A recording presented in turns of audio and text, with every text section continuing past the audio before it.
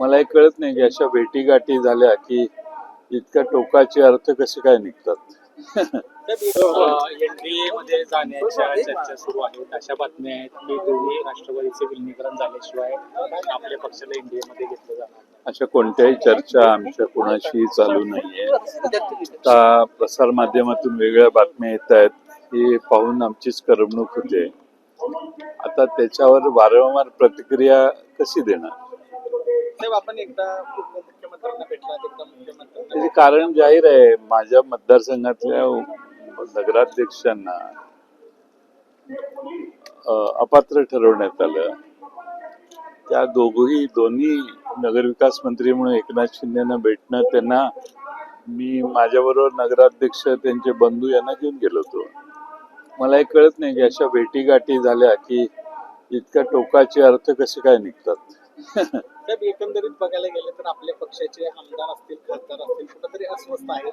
पण सोलापूर जिल्ह्याला विषय घेतला तर उत्तम जानकर असतील, राजू खरे असतील, त्यांचा ओढा कुठेतरी महायुतीकडे आहे. त्यामुळे अशा चर्चांना कुठेतरी पाठबळ मिळतं असं वाटतं. त्यांचा ओढा वगैरे नाही आहे. त्यांची अपेक्षा आहे की कामं व्हावीत मतदारसंघात. ते ज्या जनतेने त्यांना निवडून दिले त्यांची अपेक्षा आहे की आपल्या जनतेची कामं व्हावीत.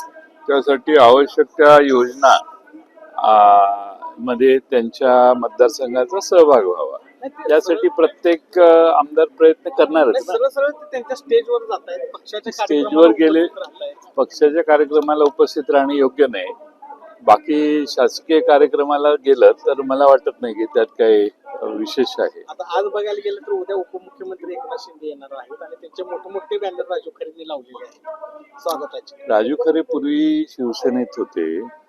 त्यांचे चांगले संबंध त्यांच्याशी आहेत. मागच्या वेळी पवार साहेब आले त्यावेळी पवार साहेबांची बॅनर त्यांनी लावलेले. त्यामुळे राजू खरेंच्या बाबतीत तुम्ही अधिक प्रश्न मला विचारण्याची आवश्यकता नाही आहे. आपण पक्षाचे ज्येष्ठ नेते आहात, आपण कार्यकर्त्यांना काय सांगू शकता की अस्वस्थ आहेत कार्यकर्ते? आपण सगळे पवार साहेबांच्या, मला कळत नाही, आम्ही आता इथं विरोधातच काम करतोय ना. आणि आम्ही कार्यकर्त्यांना मी एवढं सांगेन की शरद पवार साहेबांच्या बरोबर निष्ठेनं सर्व राहिलेले आहेत आणि ठामपणानं सर्व आमदार, सर्व खासदार पवार साहेबांच्या मागे आहेत. एनडीए मध्ये जायचा विषय येत नाही. एनडीएने काय आम्हाला निमंत्रण दिले की जायचा प्रश्न तयार होतो. मला असा प्रश्न तुमच्या मनात कसा येतो? जनतेच्या मनात आहे. कोणीतरी जनतेच्या मनात नाहीये. तुम्ही जनतेच्या मनात घालण्याचा प्रयत्न करताय. 20व्या दिवशी सोनम वांचूक यांना पहाटे अत्यंत गैर आहे असं उचलणं. आणि खरं म्हणजे त्यांच्याशी चर्चा करायला पाहिजे होती. पण चर्चा न करता त्यांना दवाखान्यात ऍडमिट करण्यात आलं. इथपर्यंत मी समजू शकतो. पण तिथल्या आंदोलकांना तिथून हटवणं हे काही योग्य आहे असं नाही. शेवटी लोकशाही मार्गाने प्रत्येकाला आपलं मत मांडायची संधी मिळाली पाहिजे.